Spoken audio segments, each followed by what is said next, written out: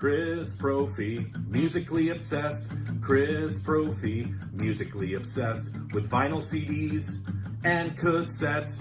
Chris Prophy, musically obsessed. Oh yeah! What's up, everybody? So I want to show you some UFO CDs that I've added to the collection. And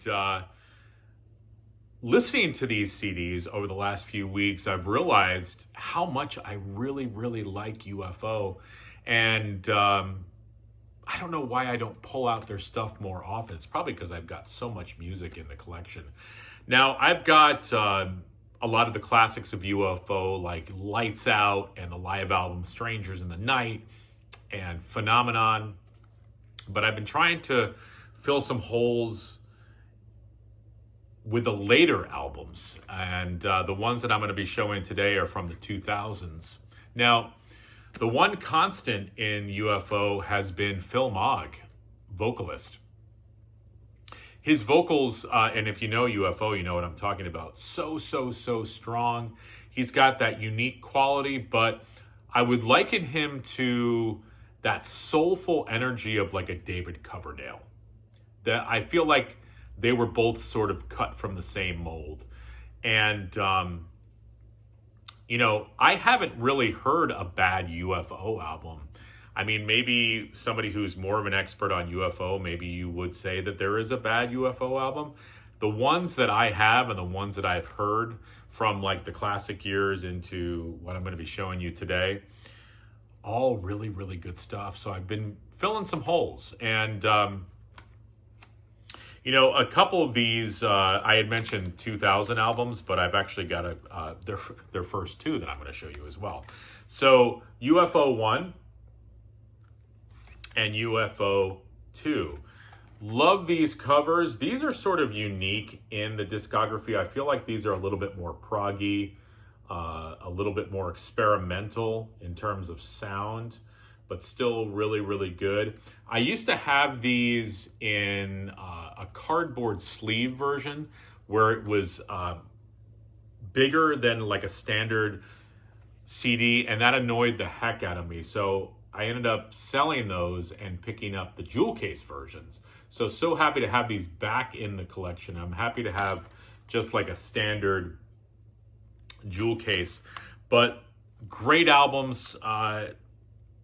Still trying to find their sound. It's sort of like that first Scorpions album, Lonesome Crow, and the first Priest album, Rock-a-Rolla. Again, still developing their sound. Now, we get into the 2000 albums. They've got quite a few albums. First one I'm going to show you is from 2004, entitled You Are Here. This happens to be their 17th album. Now, this is the first with Vinnie Moore on guitar, and also the first with Jason Bonham on drums. Out of all these CDs, as I said before, I like them all. I don't think there's really a bad one in the bunch. Just in-your-face rock and roll. But what I noticed too about these later albums, there's this bluesy quality to their music as well that I love. And I anything with a UFO, I love the aesthetic of the UFO. Check this out from 2006, The Monkey Puzzle. Kind of a strange name for an album, but kicks butt nonetheless.